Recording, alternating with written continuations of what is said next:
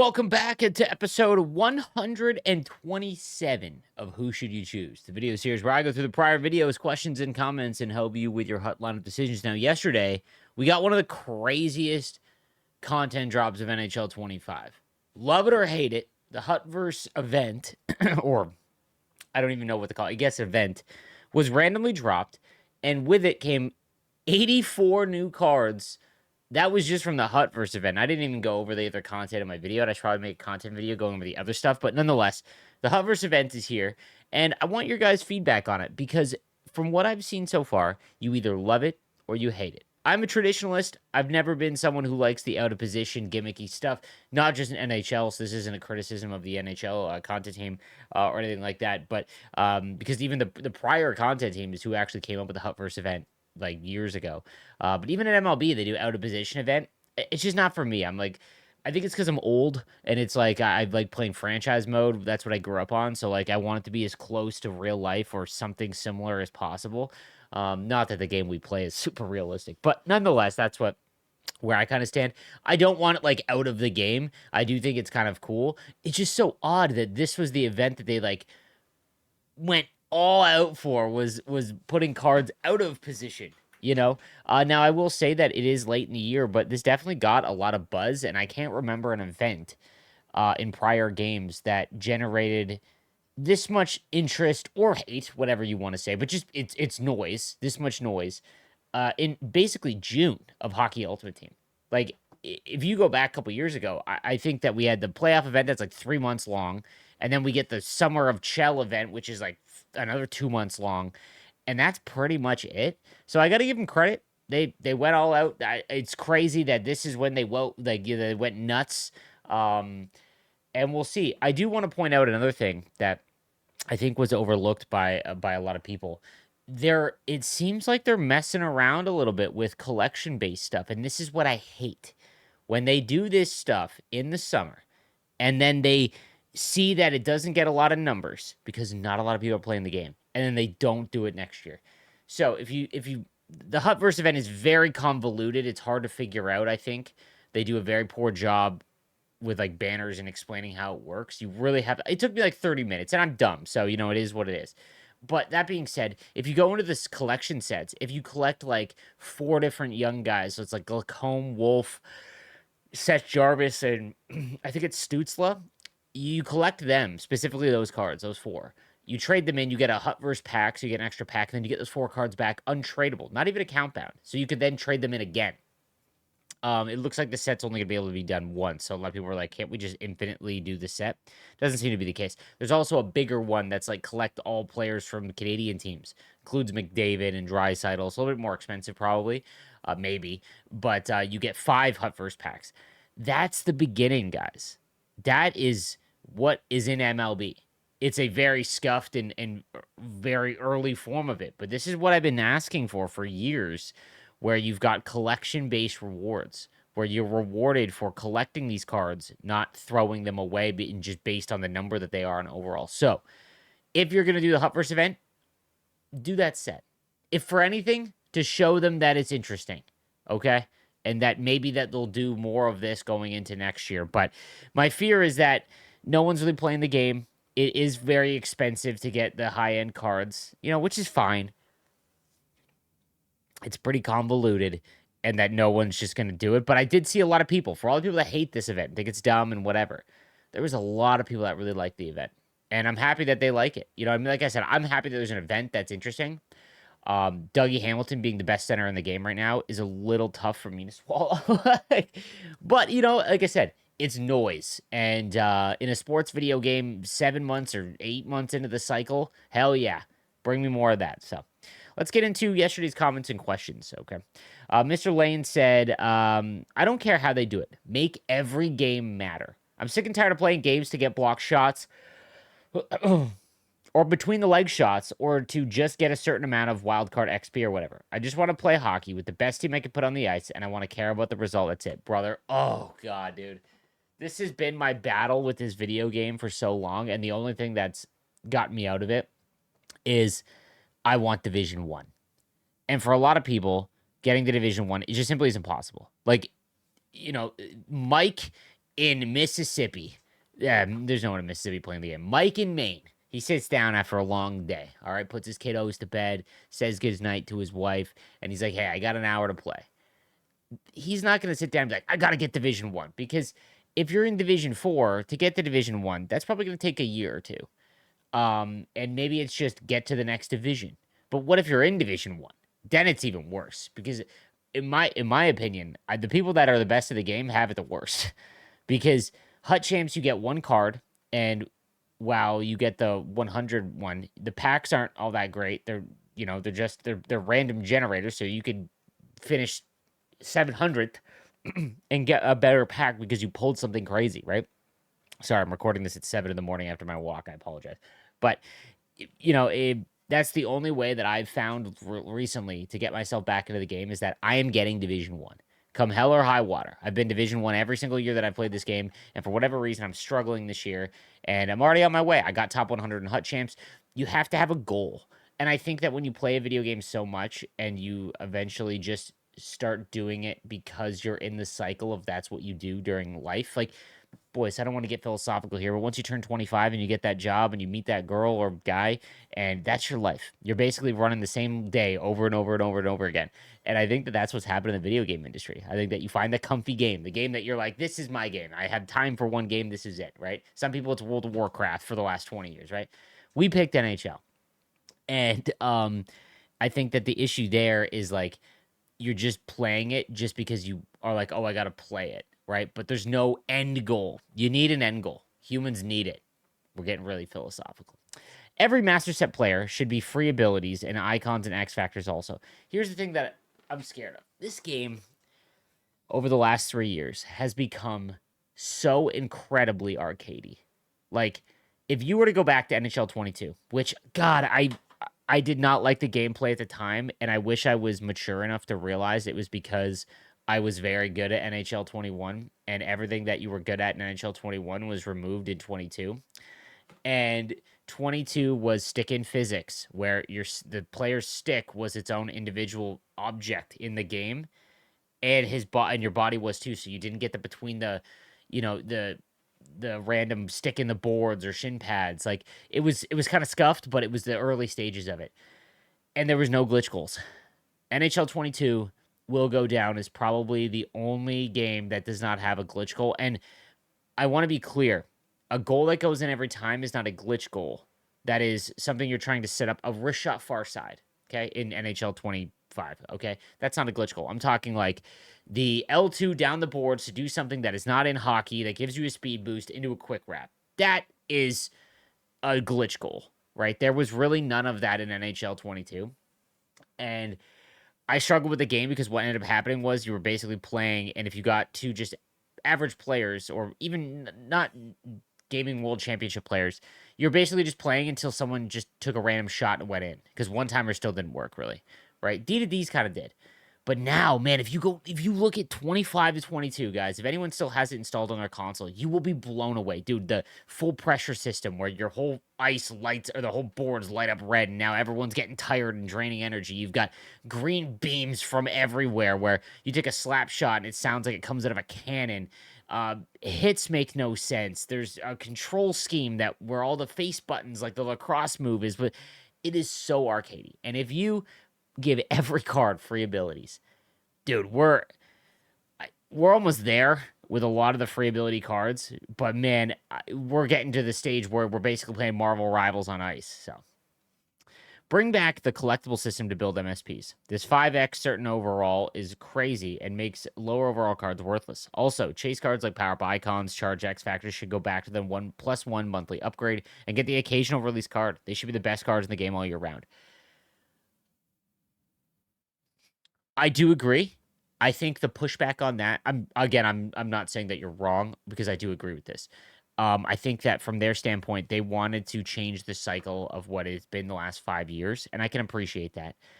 It was pretty boring because you would basically avoid pretty much every event. Like if you were savvy at Hut, you would ignore every event, right? And I will say the one thing the content team has done well this year is fantasy event, obviously, but there's been some banger events. Now, it's also cheapened other events because they've gone all in on certain ones and then not. The Gallery of Greats is a perfect example.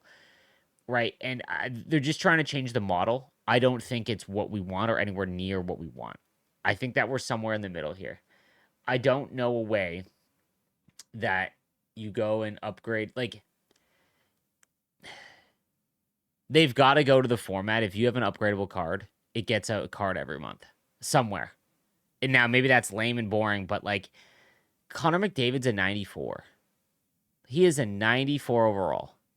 And he's the best player in the world. And something that the prior Constantine team did that was, I thought, very good was that they made sure that Connor McDavid was always the best card because he's the best player in the world. So I completely agree with this. The collectible system, while boring and bland, I agree. I think that it needs to be a full upgrade system. So I think that you do moments to get the lowest rated card, and then you upgrade each tier by performing objectives with that card. Make it like an RPG, man. I would love that, man. I would love that. It just, I don't know.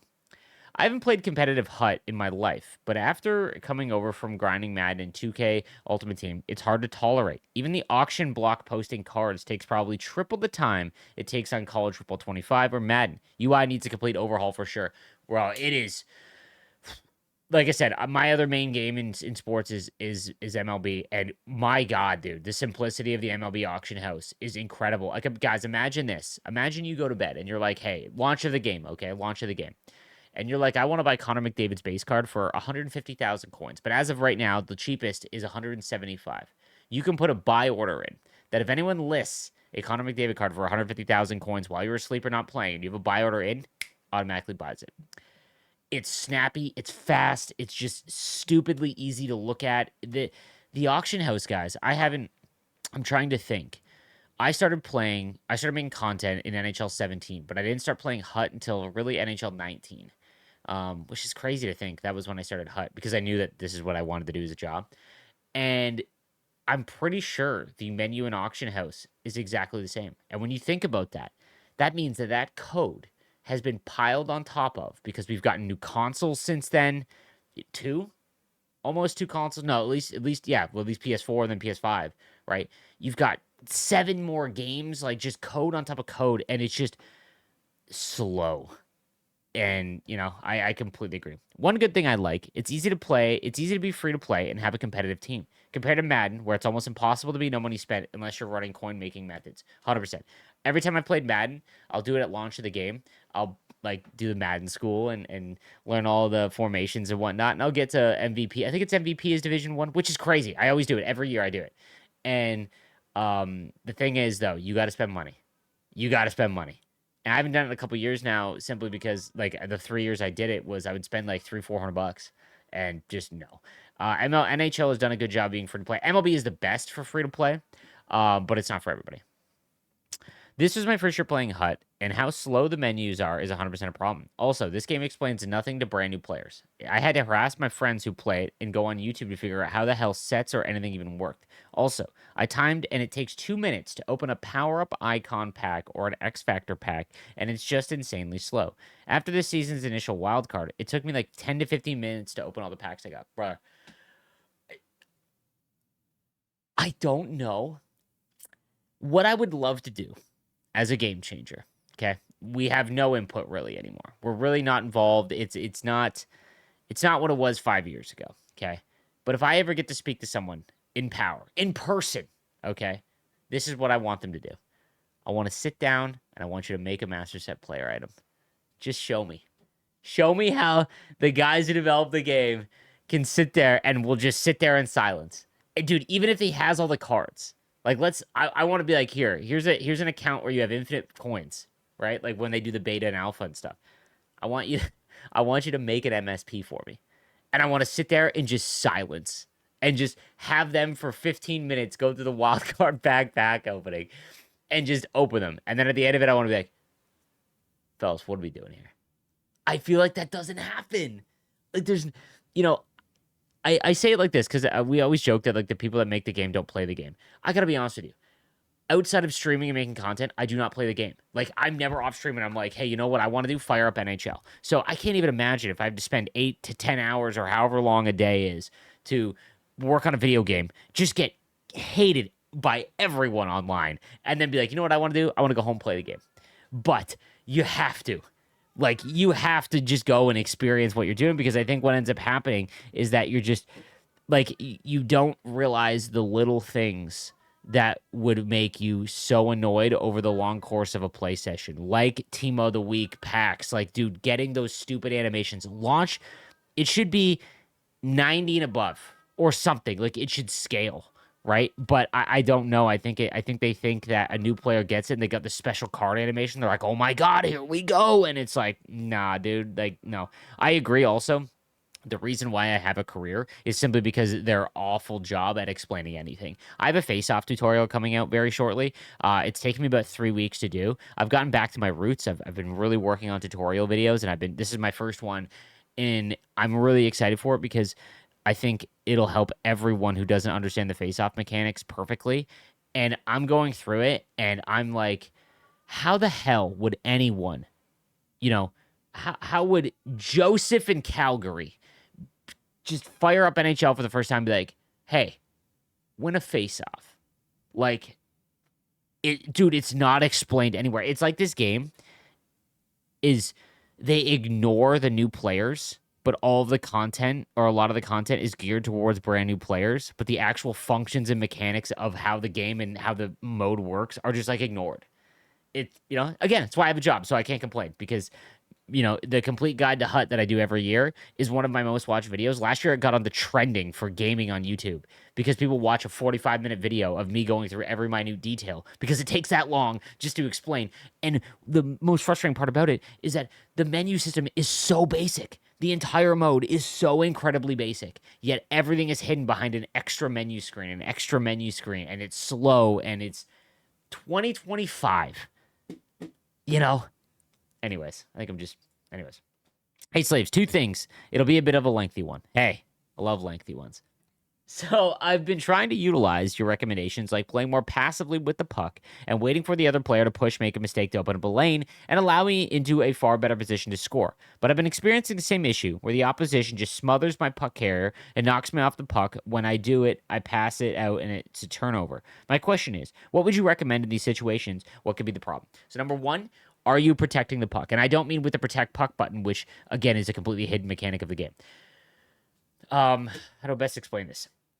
If you're coming down the boards with a left-handed player on the left side, okay, so you're on your strong side, or you're on your your right-handedness, okay, and someone's coming to attack you, you would hold the puck out to the forehand so your body is in between the opponent and the puck. Okay. Same thing on the backhand. Like, if someone is attacking from the opposite side, you would hold it on the backhand so that your body is in between it.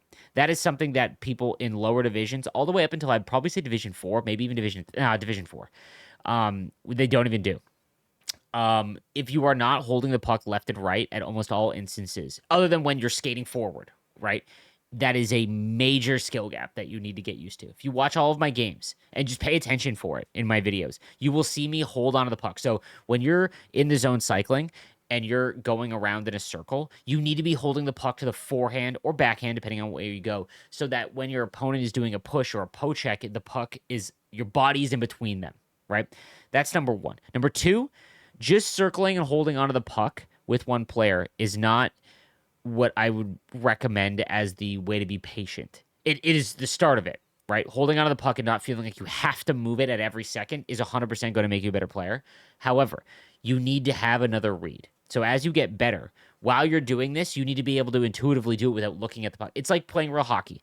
Once you can learn to do these things without looking at the player with the puck, and being able to look other places so that you have a passing lane, because what you're doing holding onto the puck and being patient with it is you're not trying to score with that player necessarily, but you're waiting for something to open up. It could be a D-to-D one-timer or a one-timer back at the point. It could be a one-timer far side. It could be you just skate with that player right into the middle, right? So those are the things that I would focus on. Next, born and raised in Montreal, so obviously it's not a shock that my favorite team, my favorite player by far has always been Price. I told myself when I see a good goalie for the next event that's usable, it would be the last one I grind heavy for. It just so happens that it was Price, so I got him, and he's been sort of a letdown. He lets in some weird goals, especially one-timers. My question is, how many games goals would you say is enough to try another goalie in my position? Appreciate you, my man. So what I do with goaltenders is, first of all, understand that they're almost just blank players because they mean so little in the grand scheme of things. Now, what I would recommend when to change a goalie is when you have no confidence he can stop a wrist shot.